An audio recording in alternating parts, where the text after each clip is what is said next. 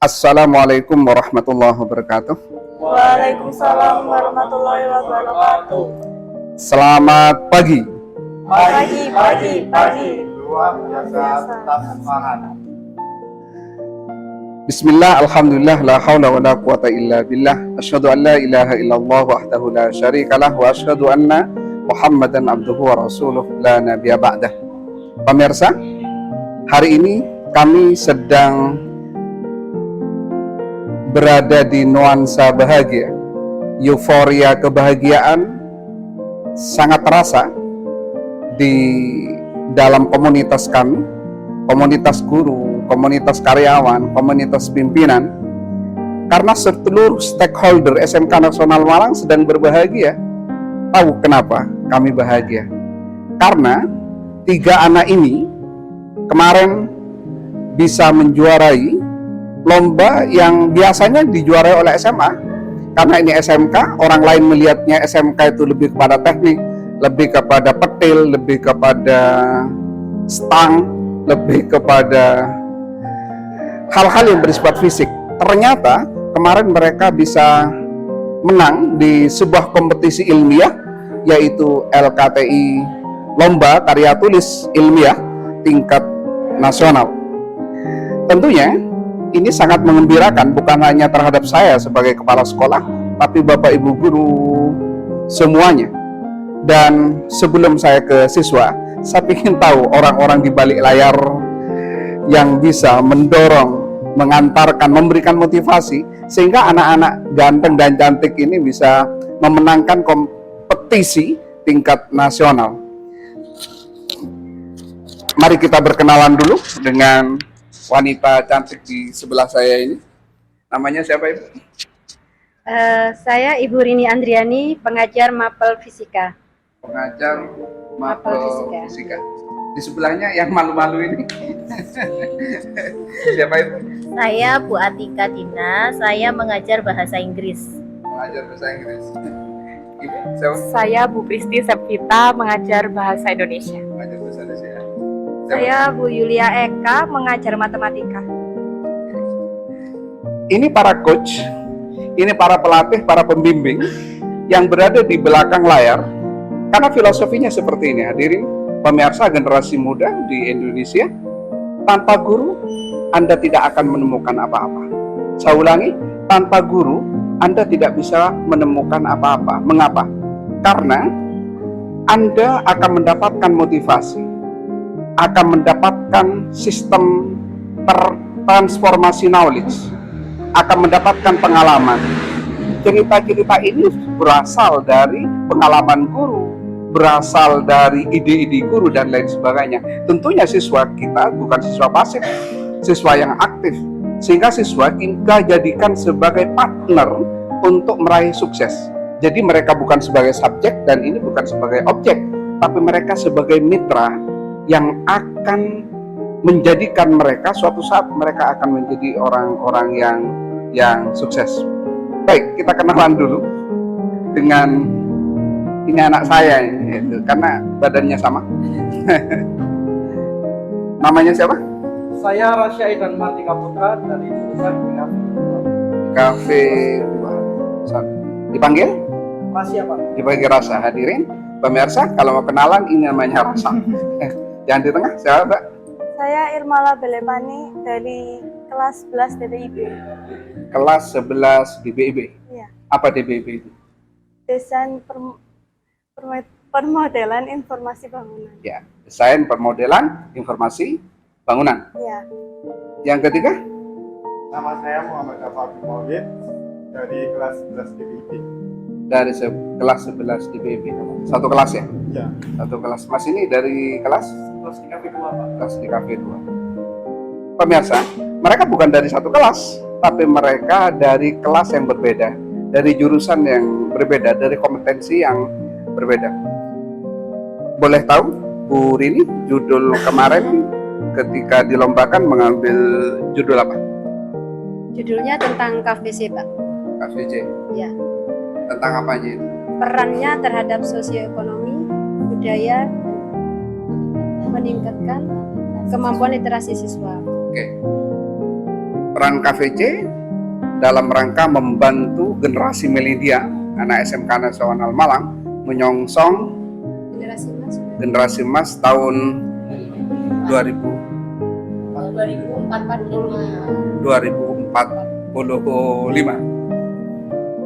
Nah, tentunya Anda semua, apa sih sebenarnya KVC itu?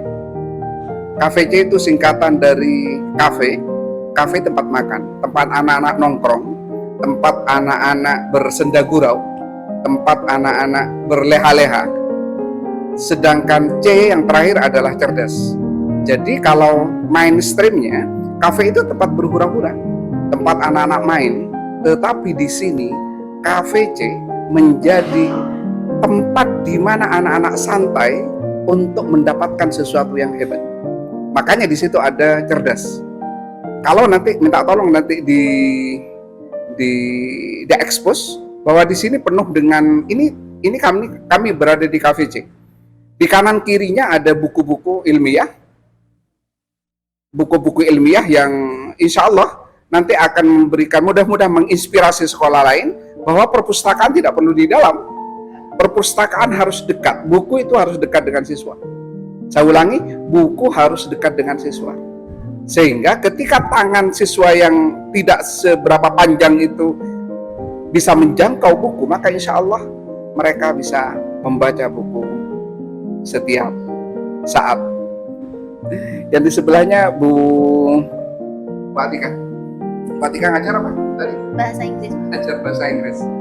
Ngajar bahasa Inggris. Agak lucu memang. Bu Atika ngajar bahasa Inggris, tetapi menjadi tim LKTI. Mengapa? Karena nanti karya-karya mereka itu juga akan di-offer alih bahasakan menjadi bahasa Inggris. Begitu juga Bu Atika ini orang yang terbiasa menulis.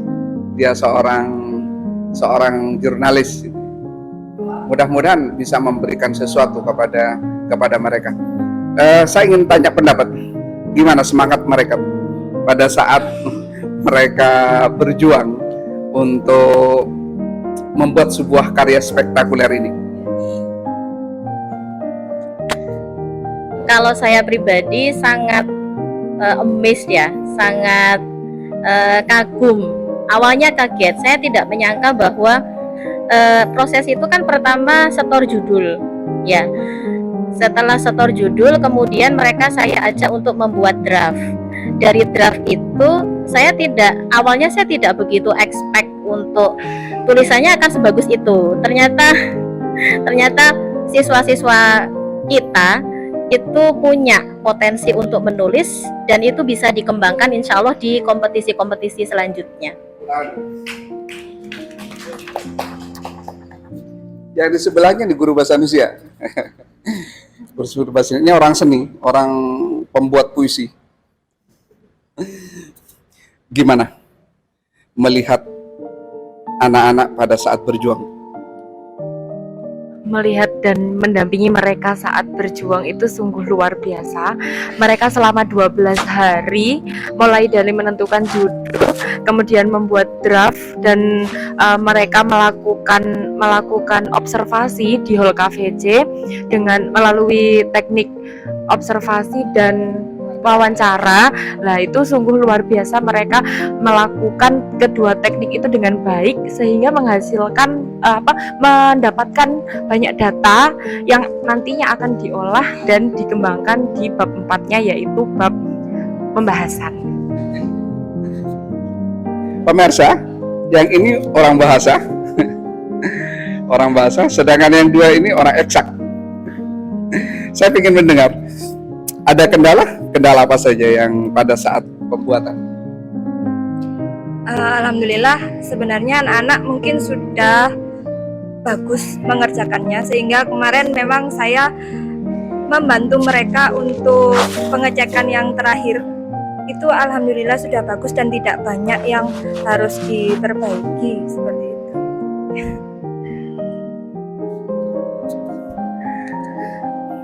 Pemirsa, di belakang anak sukses ada guru hebat. Saya ulangi, pelajarannya di belakang anak berprestasi ada guru-guru yang hebat. ada guru-guru yang telaten, ada guru-guru yang total. Berapa hari Ibu? 12 hari Bapak. 12 hari. 12 hari. Mereka berjuang selama 12 hari. Saya ingin tahu versinya siswa. 12 hari capek enggak? Tidak, Pak. Tidak. Tidak. Tidak capek ya? Karena melakukannya juga dalam keadaan senang juga. Ingin dapat ilmu juga. Alhamdulillah. Mbak siapa? Irma. Mbak Irma. Mbak Irma perempuan sendiri ya? Iya. Perempuan sendiri. Ini tidak pernah dibully selama tidak ya? Baik, pemirsa, tentunya jenengan ingin tahu rahasia sukses mereka. Jenengan tentunya tak ingin tahu rahasia sukses mereka, sebab kami memang punya kewajiban untuk menyampaikan rahasia sukses sehingga menginspirasi seluruh generasi muda Indonesia, kalau perlu generasi dunia, bahwa setiap prestasi yang didapat oleh sekelompok atau orang atau oleh komunitas harus memberikan inspirasi, memotivasi orang lain supaya orang lain lebih hebat daripada sebelumnya. Saya ingin tahu dari Mas apa? Dava. Mas Dava, apa rahasia suksesnya? Yang pertama yakin, Pak. Yang pertama yakin bahwa dirinya mampu, yakin bahwa Tuhan akan membantu, yakin bahwa di belakangnya ada Bapak Ibu guru yang siap secara total. Keyakinan ini tidak sesuatu yang mudah, bukan sesuatu yang remeh. Bahkan Tuhan pernah menyampaikan, aku akan memberikan sesuatu sesuai dengan apa yang Anda yakini. Jadi Allah akan memberikan sesuatu sesuai dengan apa yang Anda yakini. Kalau Mas Dava, Mbak Irma, dan Mas Rasa ini tidak yakin, dan guru-guru di samping ini tidak yakin, maka tidak akan pernah sukses. Jadi pelajaran terbaiknya adalah yakini setiap langkah yang Anda buat. Kalau Anda membuat sesuatu atau membuat sebuah karya dan Anda tidak yakin, maka jangan bermimpi sukses. Yang kedua, Mbak Irma? Kedua, komitmen, Pak. Komitmen. Ini seakan-akan klise. Setiap orang pasti saya punya komitmen. Tetapi tanpa sebuah komitmen, maka orang tidak akan pernah sukses. Kalau mereka berkomitmen mengerjakan sesuatu, walaupun ada sesuatu yang harus dikerjakan di luar, pasti yang akan didahulukan adalah ini. Ada skala prioritas. Anak muda, mungkin Anda pacaran, mungkin Anda suka sama wanita, mungkin Anda suka sama cowok, tapi ketika Anda punya komitmen untuk sukses, maka Anda akan mendahulukan sesuatu yang membuat Anda sukses. Bukan cewek itu tidak prioritas, tidak penting, bukan pekerjaan yang lain itu tidak penting, tapi ada sesuatu yang harus menjadi skala prioritas yang satu jalan dengan komitmennya. Yang ketiga, Mas Rasa? Yang ketiga, pantang menyerah, Pak. Pantang menyerah. Tidak sedikit orang gagal, atau banyak sekali orang gagal, karena ketika jatuh tidak mau berdiri. Makanya definisi gagal dari seorang filosof itu ketika orang menyerah, bukan ketika orang jatuh. 100 kali Anda jatuh, tapi 100 kali Anda bangkit, maka Anda akan sukses. 10 kali Anda jungkir, 10 kali Anda tenggelam, tapi Anda bangkit lagi, maka Anda akan sukses. Maka kuncinya, jangan pernah menyerah. Bahasa agamanya, fa inna ma'al usri yusra. Setiap kesulitan itu di ujungnya pasti ada kemudahan. Setiap ada kendala, pasti ujung dari kendala adalah kebaikan. Makanya jangan kemudian menyampaikan kepada Tuhan, Tuhan kok saya dikasih beban ini? La yukallifullahu nafsan illa wus'aha. Allah tidak akan pernah memberikan beban yang menurut Allah Anda tidak mampu untuk mengemban beban itu. Jadi ketika Anda diberi sesuatu beban, pasti Allah sudah tahu bahwa Anda akan mampu. Hebat. Kita belajar dari anak-anak. Kita belajar dari anak muda. Apa yang ada di otaknya, apa ada yang di mindsetnya. Ada lagi? Ada, Pak. Selalu mendengarkan arahan dari guru. Selalu mendengarkan arahan dari guru. Selalu mendengarkan arahan dari guru. Saya ulangi lagi yang ketiga kali. Selalu mendengarkan arahan dari guru. Ini bijak. Karena kadang-kadang ketika orang sudah berhasil, bahwa guru menjadi bagian dari perjuangannya tidak pernah masuk dalam kamus pemikirannya. Yang banyak orang itu ketika menang, ketika sukses, merasa bahwa ini hasil kerjaku. Orang lain tidak pernah masuk dalam kamus pemikirannya. Ini anak muda yang ketika mereka bisa menyampaikan bahwa ya dari kami, dia tidak. Dia ingin memberitahukan kepada Anda semua bahwa suksesnya karena tunduk mengikuti arahan-arahan dari Bapak Ibu guru. Mbak Irma, ingin lagi saya? Apa lagi? Ya ada. Tidak berhenti sebelum berhasil. Tidak berhenti sebelum berhasil. Tidak berhenti sebelum berhasil. Saya ulangi anak muda, tidak berhenti sebelum berakhir, sebelum berhasil. Orang yang seperti ini sulit untuk gagal. Saya ulangi, orang yang berpikiran seperti Mbak Irma ini sulit untuk gagal. Kenapa? Ketika dia tidak berhasil, mencoba yang kedua. Ketika kedua tidak berhasil, coba ketiga. Ketika ketiga tidak berhasil, maka mencoba keempat. Dan yang perlu diketahui, Tuhan menghitung setiap langkah kita. Mungkin Anda melamar satu perusahaan, tidak diterima. Bagi orang yang memiliki sifat pemikiran pesimis, dia mengatakan, aku tidak pantas di situ. Tapi bagi orang yang punya pemikiran optimisme, dia berpikir seperti ini. Ketika gagal di tempat satu, berarti menurut Tuhan, langkahnya masih kurang. Melamar lagi yang kedua, masih gagal. Ketiga gagal, keempat gagal. Kenapa sih Tuhan membuat gagal sampai keempat? Karena Tuhan ingin memberikan kelas yang berbeda, status yang berbeda, prestis yang berbeda. Karena sesuatu yang diawali dengan sesuatu yang sulit, pasti hasilnya akan bagus. Bahasa bijaknya gini, pemirsa, kalau ingin cepat mendapatkan air, galilah lumpur. Tapi kalau Anda ingin mendapatkan air bersih, galilah batu. Maka Anda akan mendapatkan air yang bersih. Sulit, tapi akan indah. Makasih ya ilmunya. Mas Arsa, terakhir. Bagi saya ingin membahagiakan keluarga sama sekolah, Pak. Ingin membahagiakan keluarga dan sekolah. Ini penting.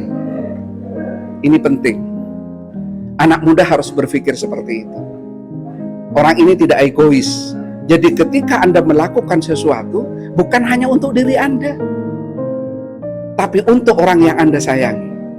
Ketika mereka mendapatkan sertifikat seperti ini, bukan hanya Mas Rasa, bukan hanya Mbak Irma, bukan hanya Mas Dava yang bahagia, tapi ibunya, ayahnya, kakaknya, tetangganya, gurunya, pimpinannya, kepala sekolah, Bapak Ibu pembimbing ini juga akan bahagia. Terima kasih karena sudah berpikir meniatkan diri untuk bahagiakan orang lain. Bahagiakan orang lain, maka Allah akan membahagiakan kalian. Sukseskan orang lain, maka Allah akan mensukseskan kalian. Jadilah penyebab orang lain sukses, maka Allah akan selalu menjadi penyebab kesuksesan kalian. Saya ingin curhat. Perasaan kalian, ini juara berapa kemarin? Juara satu. Agak keras dong. Juara berapa? Juara satu, Pak. Juara satu. Tingkat apa? Nasional. Alhamdulillah. Ini juara satu tingkat nasional. Tepuk tangan semuanya. Anak SMK nasional bisa juara satu karya tulis ilmiah tingkat nasional. Jadi tidak ada sesuatu yang tidak mungkin.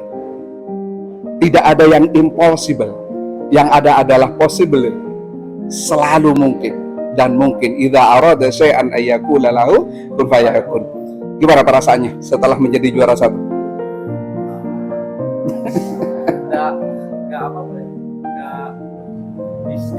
Nggak ada pikiran kalau bisa juara satu sih, karena kan Gak nyangka ya? dia nggak nyangka. Gak nyangka. Nah itu surprise sekali ya. Ya, dan kerja keras 12 hari itu kebayar lah, nggak sia-sia, alhamdulillah. Ketika orang tua tahu gimana? Alhamdulillah seneng banget, Pak. Langsung di upload di status WhatsApp, langsung di upload di sosial media. Alhamdulillah. Mereka bukan pamer hadirin, bukan, ya mereka bukan pamer, tapi ingin mengekspresikan bahwa mereka sangat bangga sama putranya. Mbak Irma, gimana perasaannya setelah juara 1? Bangga, Pak. Bangga ya? Sudah punya pacar? Belum? Orang tua, kakak, siapa yang tahu duluan bahwa juara 1? Kakak. Kakak, Iya. gimana? Kakak seneng terus cerita ke orang tua. Bahwa juara 1? Iya, orang tua juga seneng. Juga senang ya? Sip. Mas Dava, Rasanya senang juga, terus saya bisa apa, nggak menyangka sampai di titik ini, Pak. nggak menyangka sampai titik ini. Karena pesertanya bukan hanya anak SMK, pesertanya bukan hanya anak swasta, pesertanya ada dari SMA dan SMK, swasta, baik negeri maupun swasta yang terbaik. Dan mereka terpilih sebagai orang-orang yang terbaik. Gimana Bu perasaannya setelah mereka juara 1? Alhamdulillah senang banget Pak, dan tidak menyangka seperti itu. Kedepannya apa ada program lagi?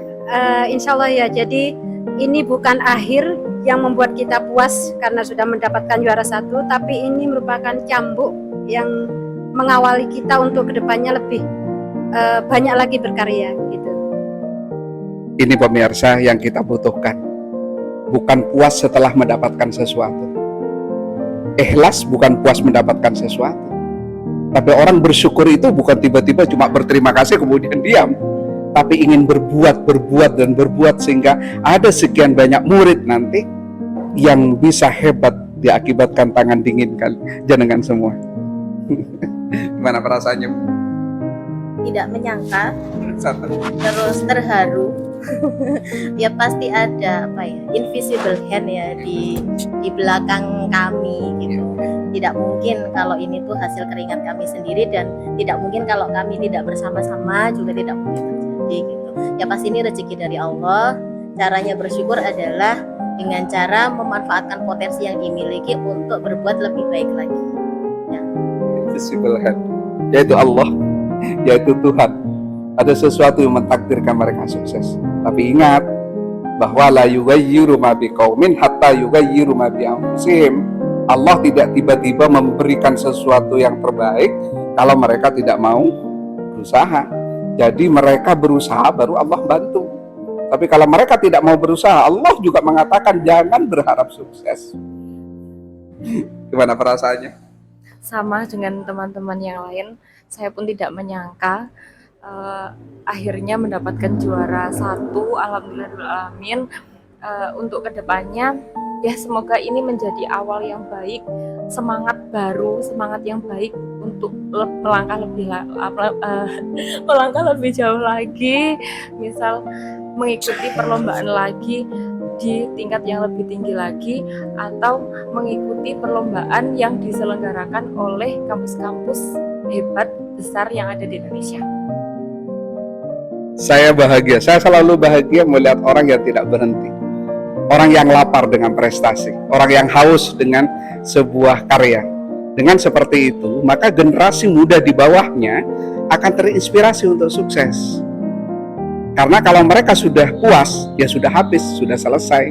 Sementara yang lain terus berjuang dan melangkah. Hebat Bapak Ibu, Ibu-ibu. Gimana perasaannya? Alhamdulillah bersyukur sekali, dan tentunya ini kerja keras anak-anak juga yang sangat semangat. Kemudian saya berharap ini bisa menjadi semangat dan motivasi untuk mencapai prestasi selanjutnya, insya Allah. Terima kasih Bu Eka. Terima kasih anak-anakku. Terima kasih kalian sudah membuat kami bangga. Terima kasih sudah membuat kami merasa menjadi guru yang hebat. Karena di dalam hati saya, di dalam pikiran kami memang tidak menyangka bahwa anak-anak SMK bisa menang juara LKTI tingkat nasional. Tetapi tidak ada yang tidak mungkin. Sekali lagi tidak ada yang tidak mungkin. Kalau Anda mau berbuat, mau bergerak, mau melakukan sesuatu, kalian insya Allah akan sukses. Terakhir, terima kasih pemirsa yang betah melihat, mendengar ocehan kami. Dan insya Allah, dan mudah-mudahan jenengan semua berada dalam posisi, dan mudah-mudahan jenengan akan sukses semuanya. Silakan berdiri, saya ingin berdiri semua ya. Berdiri semua. Minta tolong ini bawa, tolong di zoom. Ya. Ini selembar kertas. Harganya tidak mahal, tapi nilainya sangat mahal. Karena tidak bisa dibeli di toko.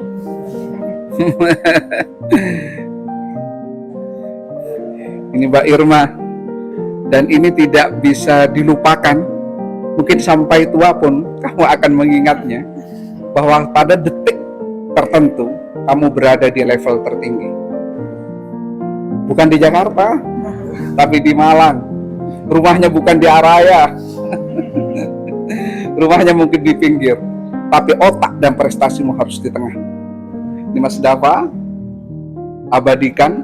Karena suatu saat kamu akan memberitahukan kepada anak cucunya bahwa suatu ketika hasil usaha yang keras kamu berada dalam posisi ini. Ibu-ibu, terima kasih. Pemirsa, kami memang sengaja punya tim, namanya tim LKTI. Ada tim sukses untuk kuliah. Karena anak-anak kami di SMK Nasional bukan hanya untuk kerja, tapi anak-anak kami harus tumbuh sesuai dengan passion yang ia miliki dan mereka harus menjadi orang sukses. Minta tolong yang itunya dipegang Ibu. Nah, oke. Ya, dipegang berempat. Silakan dipegang berempat.